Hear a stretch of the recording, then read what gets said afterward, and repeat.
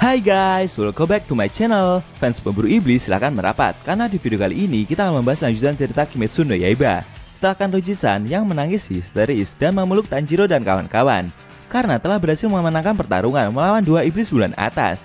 Lebih tepatnya, kita akan mereview manga Kimetsu no Yaiba chapter 128 yang bersumber dari website Makita, Mangaku, atau Komiku. Buat kalian yang belum lihat review chapter sebelumnya, bisa klik link di pojok kanan atas video ini ya. Dan buat kamu yang cuma ngikutin animenya atau tidak mau kena spoiler, Enkun sarankan bikin stop videonya aja dari sekarang. Nah, di chapter 128 ini, arc baru telah dimulai. Bisa jadi cerita ini masuk Kimetsu no Yaiba season 4 guys. Penasaran? Oke, langsung aja kita bahas. Let's go!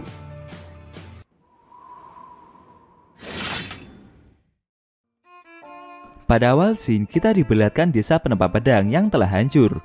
Di pagi hari yang cerah itu, para pemburu iblis berencana untuk membangun kembali dan memindahkan desa penempa pedang ke tempat yang lain.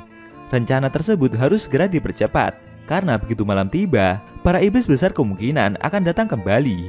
Meskipun desa penempa pedang diserang oleh dua iblis bulan atas, untungnya tidak banyak korban jiwa yang berjatuhan. Beberapa warga masih bersedih setelah memakamkan saudara mereka. Namun sebagian juga telah mengemasi perabotan dan segera bergegas meninggalkan desa. Tidak ada waktu untuk menangisi mereka yang telah gugur.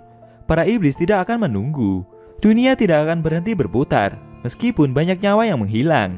7 hari telah berlalu. Di kediaman kupu-kupu, Tanjiro mendengar cerita kondisi dari desa penempa pedang dari Kakushi yang menjenguknya. Kakushi tersebut juga bercerita kalau para pemburu iblis juga telah membuatkan beberapa desa mati atau desa yang masih kosong, agar nantinya jika terjadi sesuatu yang mendesak, para penduduk desa bisa berpindah ke tempat yang telah disediakan. Kakushi itu bertanya kepada Tanjiro mengenai kondisinya, karena Tanjiro telah pingsan selama 7 hari setelah pertempuran sebelumnya berakhir. Sambil makan onigiri, Tanjiro berkata jika dia baik-baik saja. Dia teringat pesan dari Kanroji-san untuk makan yang banyak pula. Mereka juga saling bercerita jika pilar cinta dan pilar kabut mengalami pingsan selama 2 hari. Namun setelah itu mereka dapat pulih dengan begitu cepatnya. Kakushi itu seperti berkeringat melihat perkembangan dari Tanjiro. Dia merasa jika pemburu iblis itu perlahan level kekuatannya juga telah mendekati para pilar tersebut. Kakushi itu teringat soal kejadian buruk yang adik Tanjiro alami. Tapi Tanjiro bercerita jika adiknya sekarang telah mampu berjalan di bawah sinar matahari. Mendengar hal tersebut, Kakushi itu bertanya, apakah kejadian yang Nezuko alami merupakan hal yang buruk? Dan apa yang sebenarnya terjadi pada tubuh adik Tanjiro itu? Si Tanjiro bercerita jika mereka semua juga sedang mencari tahu kepastian yang terjadi. Namun untuk saat ini mereka masih belum tahu apakah Nezuko akan kembali menjadi manusia atau malah akan menjadi iblis sepenuhnya. Kakushi tersebut penasaran, apakah yang sedang menyelidiki Nezuko itu adalah Kocho-sama? Tanjiro memberitahu jika yang menyelidiki itu semua adalah Tamayo-san. Tapi begitu dia sadar telah keceplosan bicara, seketika Tanjiro langsung tersedak dan batuk-batuk. Akhirnya Kakushi itu mencoba untuk menenangkannya. Beberapa saat setelah dia merasa tenang, si Kakushi ganti bertanya, kemana perginya 3 gadis kupu-kupu yang ada di sekitar kediaman ini? Sambil minum, Tanjiro memberitahu jika sekarang tidak ada pemburu iblis yang sedang dalam kondisi parah. Maka dari itu mereka sedang bermain bersama Nezuko di taman. Karena sekarang ini Nezuko juga sudah bisa berbicara, meskipun hanya sedikit.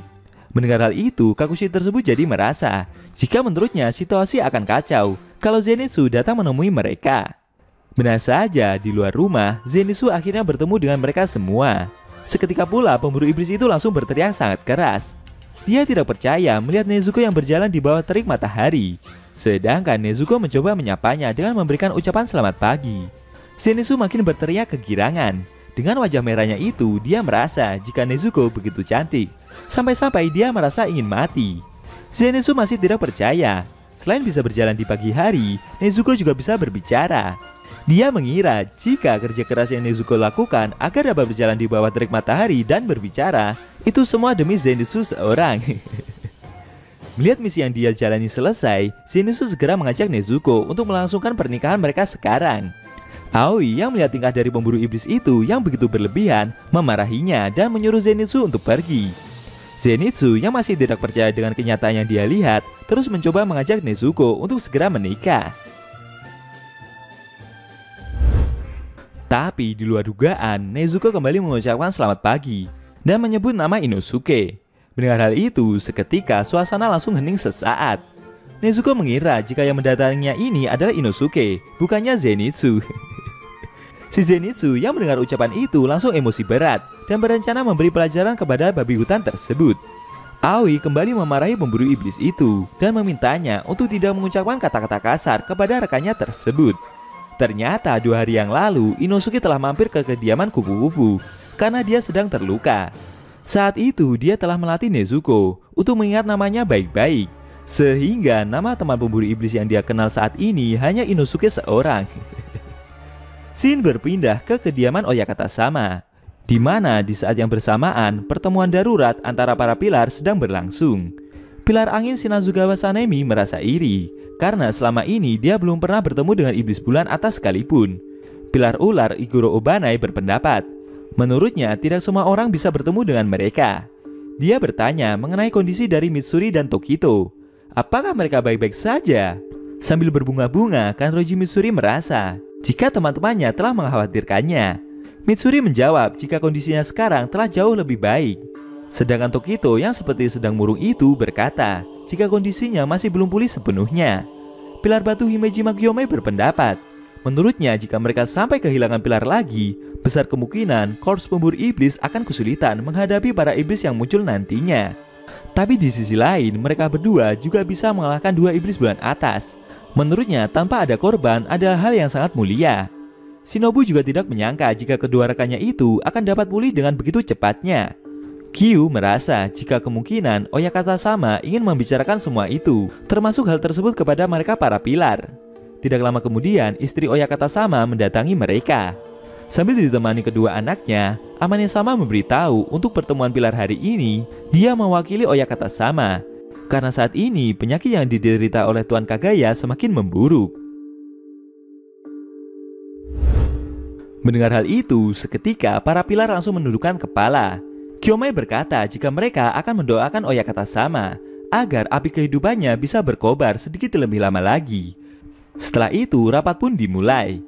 Amane Sama yakin jika para pilar telah mendengar kejadian yang terjadi beberapa waktu lalu. Ada seekor iblis yang mampu menaklukkan matahari, dan sekarang dia berada di dalam korps pemburu iblis ini pula. Kemungkinan besar Kibutsuji Muzan akan mengubah tujuannya dan mengejar Nezuko sesegera mungkin. Tujuannya agar Muzan sendiri dapat menaklukkan matahari. Dengan kejadian itu, besar kemungkinan pertempuran final akan segera dimulai. Pihak korps pemburu iblis juga mendapat laporan bahwa ada sebuah tanda aneh yang muncul pada Mitsuri dan Tokito saat mereka bertempur melawan iblis bulan atas peringkat keempat dan kelima. Amane Sama juga ingin bertanya, bagaimana cara mereka berdua bisa mendapatkan tanda seperti itu dan apa saja syarat yang harus dipenuhi. Mendengar pertanyaan tersebut, Muichiro dan Mitsuri pada terkejut. Amane Sama bercerita jika selama era Sengoku, ada beberapa ahli pedang dari nafas pertama yang nyaris mengakhiri hidup Kibutsuji Muzan, dan mereka semua memiliki tanda yang mirip dengan lambang iblis. Mendengar ungkapan tersebut membuat para pilar yang lain juga ikutan terkejut. Amane Sama memberitahu jika informasi tersebut sebenarnya telah diwariskan secara turun-temurun. Tapi Sanemi menjawab jika sebelumnya dia sendiri belum pernah sekalipun mendengarnya. Kalau itu semua memang benar, kenapa mereka seperti menyembunyikan hal tersebut? Amane Sama kembali menjelaskan, itu semua dikarenakan banyak orang yang merasa tanda itu tidak akan pernah muncul. Dan karena itulah informasi tentang tanda itu semakin memudar seiring berjalannya waktu. Hal tersebut juga tidak pernah ditulis oleh leluhur terdahulu. Di sisi lain, organisasi pemburu iblis hampir runtuh berkali-kali, sehingga membuat penerusnya mati dalam masa-masa tersebut. Akan tetapi ada satu hal yang pasti yang mereka ketahui. Ketika seseorang memperoleh tanda tersebut, tanda itu akan menyebar ke orang lain, seolah-olah tanda itu telah beresonansi. Dan saat ini, orang pertama yang memiliki tanda itu bukanlah salah satu dari jajaran para pilar, melainkan Kamado Tanjiro. Dia adalah orang pertama di dalam korps pemburu iblis yang memiliki tanda itu. Namun sayangnya, ketika mereka menanyakan bagaimana cara mendapatkan tanda tersebut, Tanjiro memberikan penjelasan yang membingungkan, sehingga gagak yang menemuinya pun kesulitan memahami apa yang Tanjiro maksudkan. Para petinggi organisasi sudah hampir menyerah, tapi kemudian mereka mendapat kabar bahwa ada 2 pilar yang juga mendapatkan tanda itu. Jadi karena itulah, Amane Sama memohon kepada Mitsuri dan Muichiro untuk menjelaskan bagaimana cara memperoleh tanda tersebut. Mendengar permohonan itu dengan penuh semangat, Karoji Mitsuri mencoba menjelaskan apa yang dia rasakan saat pertempurannya melawan iblis bulan atas itu. Tapi sayangnya dia menjelaskan dengan cara yang sama persis seperti Tanjiro. Melihat sikap yang Pilar itu tunjukkan membuat suasana rapat sesaat menjadi hening dan penuh dengan kebingungan. Bahkan Obana yang mendengarnya pun sampai malu sendiri. Melihat respon yang mereka tunjukkan seperti itu, membuat Mitsuri langsung menunduk dan meminta maaf. Muichiro ganti mencoba berbicara. Dia sebenarnya tidak menyadari jika saat bertarung itu, dia telah mengeluarkan tanda yang dimaksud. Tapi jika mengingat kondisi pertempuran sebelumnya, dia menyadari ada beberapa hal yang berbeda. Menurutnya, kalau seseorang telah memenuhi syarat itu, kemungkinan besar dia akan memperoleh tanda iblis yang dimaksud. Dan akhirnya Pilar Kabut itu menjelaskan detail cerita bagaimana dia bisa memperoleh tanda tersebut. Apakah setelah mendapatkan informasi itu para Pilar nantinya akan dapat mengeluarkan tanda iblis tersebut? Lalu apa yang akan para pemburu iblis lakukan jika mereka semua nantinya berhasil memunculkan tanda itu?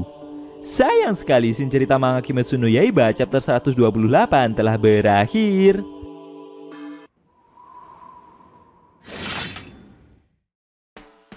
Oke guys, itu tadi review manga Kimetsu no Yaiba chapter 128 yang intinya memperlihatkan Tokito Muichiro sang Pilar Kabut yang akan menjelaskan bagaimana syarat yang harus dipenuhi agar mendapatkan tanda iblis. Besar kemungkinan setelah ini latihan berat akan mereka jalani. Bagaimana menurut kamu? Jangan lupa tinggalkan komentar kalian ya. Kalau mau nonton review sebelum atau selanjutnya bisa klik link di deskripsi. Linknya udah Mimin taruh di sana kok. Buat kalian yang punya Instagram atau TikTok, jangan lupa follow sama Mimin juga ya guys. Oke? Tekan like kalau suka sama video ini dan dislike kalau nggak suka. Jika ada kata-kata dari Enku yang kurang pas, Enku mohon maaf dan sampai bertemu di video review manga Kimetsu no Yaiba selanjutnya.